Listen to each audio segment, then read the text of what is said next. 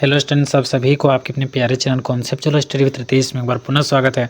और आज का ये वीडियो बहुत ही ज़्यादा इंपॉर्टेंट होने वाला है स्टूडेंट्स। इस वीडियो में मेजर 6 ज्योग्राफी आपका भूगोल उसका जो है सो एमजे सिंह का जितना भी इंपॉर्टेंट क्वेश्चन है उसको बताएंगे, साथ ही में स्टूडेंट्स कुछ इंपॉर्टेंट आंसर बताएंगे जो कि फुल तो आंसर नहीं रहेगा लेकिन कुछ उसका पॉइंट जरूर रहेगा जो कि आपको पूरे आंसर याद कराने में बहुत बड़ी सहायता करने वाला है। ठीक है, तो पूरा वीडियो को देखिएगा स्टूडेंट्स, और चैनल में नए होंगे तो जरूर से सब्सक्राइब कर लीजिए क्योंकि चैनल बहुत ही ज़्यादा इंपॉर्टेंट है। ठीक है, अब देखिए स्टूडेंट्स क्या है, सबसे पहली बात तो ये है कि आप लोग को मेजर 6 में समुद्र विज्ञान पढ़ना है। समुद्र विज्ञान क्या, तो ओशेनोग्राफी। ठीक है, ओशेनोग्राफी के प्रमुख लेखक कौन कौन से हैं, तो डी.आर. खुल्लर भी हैं, सविंदर सिंह भी हैं, बहुत सारे लेखक हैं।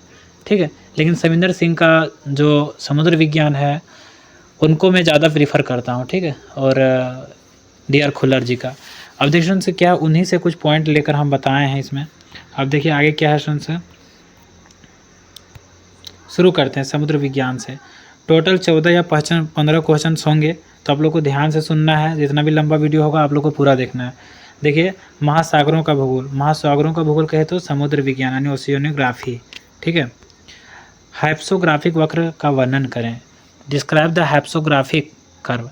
हाइप्सोग्राफिक वक्र क्या होता है इसको बताना है इसमें। ठीक है, देखिए हाइप्सोग्राफिक वक्र पृथ्वी की सतह की ऊंचाई और गहराई के वितरण को दिखाने वाला ग्राफ है। मान लीजिए ये समुद्र हो गया आपका। ठीक है, ये समुद्र हो गया और ये जो है सो पृथ्वी है। पृथ्वी यानी कि ज़मीन है। ठीक है, ज़मीन है, तो इसके जो सतह की जो ऊंचाई और गहराई के वितरण को जो दिखाता है वही ग्राफ क्या कहलाता है, हाइप्सोग्राफिक वक्र कहलाता है। इसका महत्व क्या सेंस यह दर्शाता है कि पृथ्वी की सतह का कितना भाग भूमि और कितना महासागर से ढका हुआ। वही बताता है कि कितना परसेंट भूमि से पृथ्वी ढका हुआ है और कितना परसेंट पानी से। ठीक है, विशेषता देखिए 70% से अधिक पृथ्वी महासागर तल है। 70% से ज़्यादा क्या है, महासागर तल है, यानी कि जल मग्न है। ठीक है, इसका उपयोग समुद्र तल और भूमि के वितरण को समझने में किया जाता है। हाइप्सोग्राफिक वक्र जो है उसको समुद्र तल और भूमि के वितरण को समझने में किया जाता है। देखिए ये शॉर्ट क्वेश्चन है, शॉर्ट क्वेश्चन नहीं मतलब शॉर्ट आंसर है। ठीक है, इसको आप एग्जाम में डायरेक्ट नहीं लिख सकते हैं, इसको आप लोग को बढ़ा चढ़ा के लिखना पड़ेगा 6 से 7 पेज। ठीक है, तभी आप लोग को फुल मार्क्स मिलेंगे। इसमें हम समझाने के लिए छोटा आंसर लिखे हैं। ठीक है, अब देखिए दूसरा नंबर क्वेश्चन है, महासागर तल के विभिन्न भागों का वर्णन करें। Describe the different parts of the ocean floor. महासागर का जो तल है उसके विभिन्न भाग कौन कौन से हैं उसको लिखना है। ठीक है, महासागर तल को 4 भागों में बांटा जाता है। पहला तो महाद्वीपीय ढाल कॉन्टिनेंटल शेल्फ हो गया आपका, जो कि उथला भाग होता है। महाद्वीपीय ढाल यानी कॉन्टिनेंटल स्लोप तेज ढलान हो गया। गहरे समुद्री मैदान यानी विजुअल प्लेन समतल भाग हो गया। महासागरीय गर्त यानी ओशियनिक ट्रेंच सबसे गहरी संरचना। ठीक है, तो इसका जो विभिन्न भाग हैं यही सारा है, और इसको जो है सो पूरा डिटेल में आप लोग को लिखने पड़ेंगे। एक पॉइंट के लिए 1 या 1.5 पेज करके लिखना पड़ेगा। तो आपको अगर इसके बारे में पूरा डिटेल में अगर पढ़ना है तो हमारे नोट्स को पढ़िए। ठीक है, नोट्स में भी आप लोग को कुछ शॉर्ट पॉइंट मिलेंगे। बाकी जो स्टडी मटेरियल मेरा है नीचे दिए नंबर पर कांटेक्ट करिए, से व्हाट्सअप कीजिए। ठीक है, और इसका बारे में पूरा डिटेल पढ़ने के लिए हमारे टेलीग्राम ग्रुप में ज्वाइन कीजिए। ठीक है, वहाँ पर स्टडी मटेरियल के रूप में आप लोग को इसके बारे में विस्तार से जानकारी देखने को मिलेंगे और आप आंसर बहुत ही बढ़िया से लिख पाएंगे एग्ज़ाम में। ठीक है, तो ये सारा प्रोसेस है। कुछ फीस भी लगते हैं क्योंकि फ्री अवेलेबल संभव नहीं है इसीलिए। ठीक है, अब देखिए आगे क्या है, थर्ड नंबर क्वेश्चन क्या है, महासागरों में तापमान के वितरण को समझाइए। यानी महासागरों में जो तापमान वितरण है उसको समझाना है कि कहाँ पर तापमान ज़्यादा है, कहाँ पर तापमान कम है, यानी कि तापमान जो है सो कहाँ ज़्यादा कहाँ कम है इसको दिखाना है। ठीक है, उसी को समझाना है। Explain the distribution of temperature in oceans. तो ओशियंस में कहाँ पर किस तरह का तापमान है, टेम्परेचर है, उसके डिस्ट्रीब्यूशन को दिखाना है। ठीक है, अब देखिए क्षैतिज वितरण पहला हो गया, दूसरा हो गया ऊर्ध्वाधर वितरण। क्षैतिज वितरण में क्या भूमध्य रेखा पर अधिक तापमान होता है और ध्रुवीय क्षेत्रों की ओर घटता जाता है। तो ये तो निश्चित बात है फ्रेंड्स कि जब भूमध्य रेखा के बगल में सूरज होंगे तो भूमध्य रेखा पर ही अधिक तापमान होगा। ध्रुवीय क्षेत्र जो है सो नज़दीक नहीं ना है। ये मान लीजिए सूरज है और ये पृथ्वी है, तो इधर ध्रुवीय क्षेत्र में जाने में बहुत ज़्यादा बल लगता है, लेकिन यहाँ डायरेक्ट मार रहा है। दिखाते हैं हम लोग को पीला येलो करके। ठीक है, देखिए डायरेक्ट यहाँ पर सूरज का प्रकाश मारेगा तो पूरा गर्म नहीं कर देगा, तो गर्म कर देता है यहाँ। ठीक है, और उधर जो है सो गर्म नहीं कर पाता है। तो ऊर्ध्वाधर वितरण में क्या होता है, सतह का पानी गर्म होता है देखिए क्षैतिज वितरण, भूमध्य रेखा पर अधिक तापमान होता है, ध्रुवीय क्षेत्रों की ओर घटता है क्षैतिज वितरण में, ठीक है। ऊर्ध्वाधर वितरण में सतह का पानी गर्म होता है जबकि गहराई में ठंडा होता है, यानी कि ये ऐसा ऐसे बोल रहा है, ठीक है। ये समुद्र आपका हो गया, इस तरह से बोल रहा है कि ऊपर का जो पानी है सो गर्म रहेगा, अंदर जाइएगा तो ठंडा मिलेगा, ठीक है। और जो क्षैतिज था उसमें क्या कि उधर जाइएगा तो ठंडा, इधर जाइएगा तो ठंडा, लेकिन यहाँ बीच में गर्मा गर्म, ठीक है। तो ये कहने का मतलब है। कारक, सूरज की रोशनी पर प्रभाव डालता है, लवणता प्रभाव डालता है, महासागरीय धाराएं प्रभाव डालता है। मान लीजिए कि ठंडा जहाँ पर है वातावरण वहाँ का पानी आ रहा है गर्म वाले जगह में तो ठंडा ही ना करेगा, ठीक है। अब देखिए यूनिट 2 में आ जाते हैं, तो महासागरों के भौतिक गुणों को लेकर के। यूनिट 2 में क्या है, महासागरों के भौतिक गुण। इसका प्रमुख क्वेश्चन है महासागरीय लवणता को प्रभावित करने वाले कारकों का वर्णन करें, ठीक है। Describe the factors affecting ocean salinity, ठीक है। महासागरीय लवणता को प्रभावित करने वाले प्रमुख कारक कौन कौन से हैं उसका वर्णन करना है, ठीक है। सबसे पहला तो वाष्पीकरण हो गया आपका, वाष्पीकरण यानी इवेपोरेशन, वाष्पीकरण से लवणता बढ़ती है, ठीक है। वाष्पीकरण से लवणता क्यों बढ़ता है, क्योंकि पानी जो है तो सूख जाता है और जो लवण था वहीं पर रह जाता है, इसीलिए। अब देखिए वर्षा, रेनफॉल, अधिक वर्षा लवणता घटाती है क्योंकि पानी तो गिर रहा है लेकिन लवणता तो नहीं बढ़ रहा ना, इसीलिए। नदियों का प्रवाह, नदियों के मीठे पानी से लवणता कम होती है। नदी का जो पानी चल जाता है ना तो पानी की मात्रा बढ़ जाता है, लवणता घट जाता है, ठीक है। ध्रुवीय पिघलन, पोलर मेल्टिंग, बर्फ़ के पिघलने से लवणता घटती है। अब बर्फ़ का पानी चल जाएगा तो लवणता तो जितना का उतना ही ना रहेगा, तो कम हो गया उसका मात्रा। 5वां नंबर क्वेश्चन देखिए, उसमें महासागरीय धाराओं के प्रकार और कारक को लिखें। Taps and factors of ocean currents, ठीक है। महासागरीय धाराओं और प्रकार और कारक, महासागरीय धाराओं, प्रकार और कारक को लिखना है, ठीक है। तो यहाँ पर देखिए क्या है, पहले तो धाराओं के प्रकार लिखेंगे तो गर्म धाराएं, ठंडी धाराएं। दो तरह की धाराएं होती हैं, वार्म करेंट्स, कोल्ड करेंट्स, ठीक है। गर्म धाराएं गर्म पानी ध्रुवीय क्षेत्रों की ओर ले जाती हैं और ठंडी धाराएं ठंडा पानी भूमध्य रेखा की ओर ले जाती है। ध्रुव से भूमध्य रेखा पर कौन लाता है, ठंडी धाराएं लाती हैं। कहाँ से आती हैं, ध्रुव से आती है।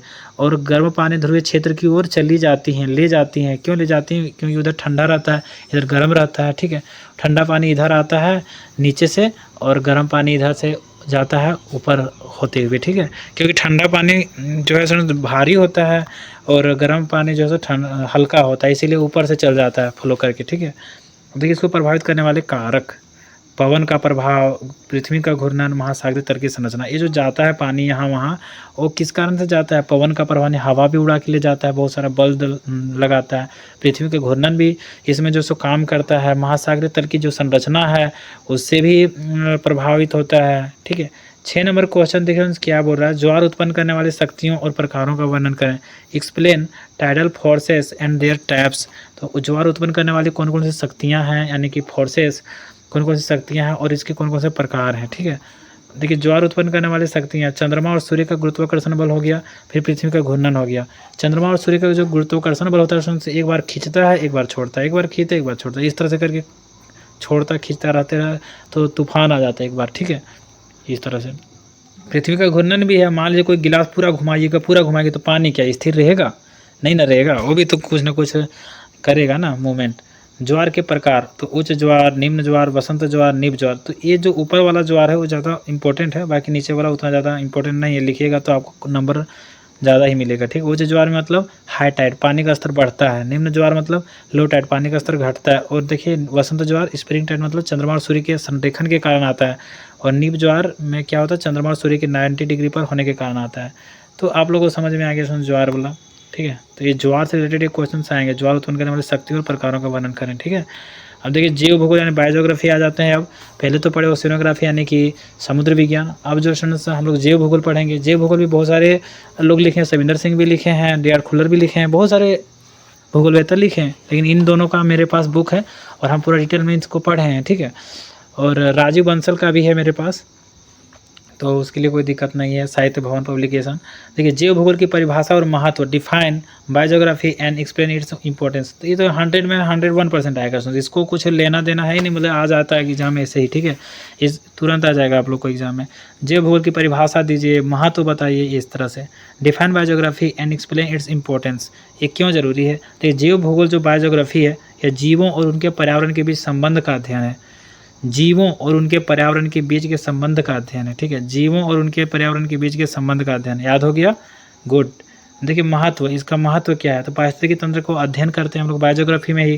जैव विविधता का संरक्षण के बारे में तभी नहीं जान पाएंगे जब हम लोग को अध्ययन करेंगे कि हाँ इससे समस्या हो रहा है तो ये चीज़ नहीं करेंगे। ठीक है, तब हम लोग क्या होगा, जैव विविधता को संरक्षित कर पाएंगे, पर्यावरणीय प्रबंधन भी हम लोग कर पाएंगे। तो ये आपका क्वेश्चन का आंसर हो गया जैव भूगोल की परिभाषा और महत्व। ठीक है, अब देखिए पारिस्थितिकी तंत्र में ऊर्जा प्रवाह का वर्णन, ये भी बहुत ज़्यादा इंपॉर्टेंट आ ही जाएगा। ठीक है, describe energy flow in an ecosystem, तो इकोसिस्टम में जो एनर्जी फ्लो है होता है इसका वर्णन करने बोल रहा है। ठीक है, देखिए स्रोत, ऊर्जा का मुख्य स्रोत तो सूर्य है।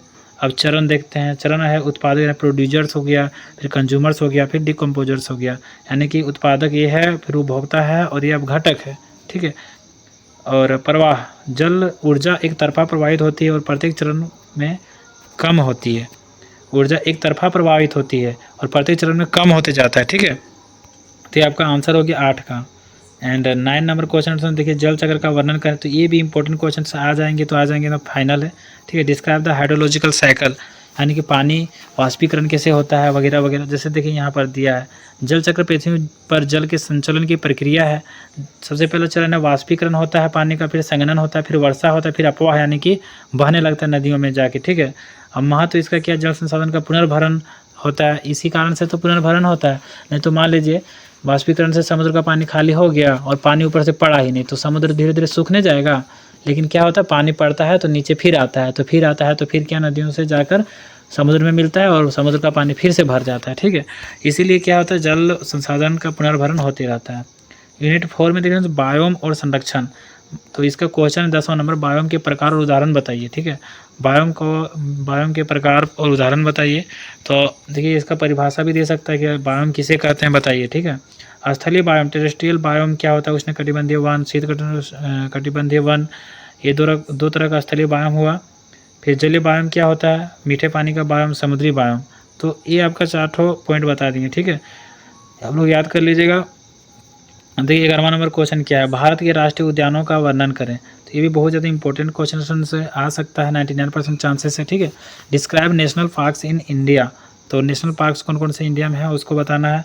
काजीरंगा एक सींग वाले गेंडे के लिए प्रसिद्ध है, सुंदरबन रॉयल बंगाल टाइगर के लिए प्रसिद्ध है, कान्हा बारहसिंघा के लिए प्रसिद्ध है। ये तीनों में से एकदम 100 में 101% है कि कुछ ना कुछ आप लोग को ऑब्जेक्टिव में देगा चाहे सब्जेक्टिव में देगा, ये चीज़ में से ये हमको लगता है ऑब्जेक्टिव में देगा। ठीक है, काजीरंगा दे देना चाहिए। सुंदरबन में कौन सा टाइगर पाया जाता है, किस लिए प्रसिद्ध है सुंदरबन, ये इसलिए ये भी दे सकता है। कान्हा नेशनल पार्क क्यों प्रसिद्ध है वो भी दे सकता है। ठीक है, तो ये राष्ट्रीय उद्यानों का वर्णन करें, ये वाला पूरा एकदम लिख लीजिएगा, पूरा घर ही से तैयारी करके जाइएगा। ठीक है, अब जैव विविधता संरक्षण के कारण और संरक्षण के उपाय बताइए।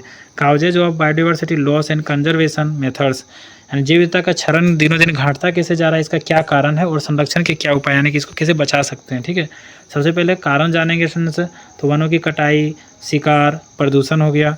फिर संरक्षण के उपाय जानेंगे, तो राष्ट्रीय उद्यान और अभ्यारण्य स्थापित करना, वृक्षारोपण करना, पर्यावरणीय शिक्षा देना। ठीक है, अब 13 नंबर क्वेश्चन क्या है से देखते हैं, मृदा अपरदन के कारण और संरक्षण।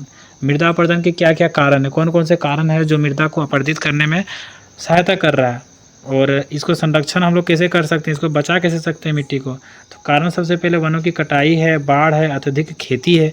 ठीक है, और संरक्षित कैसे कर सकते हैं, वृक्ष लगा करके, टेरेस खेती करके, बांध निर्माण करके।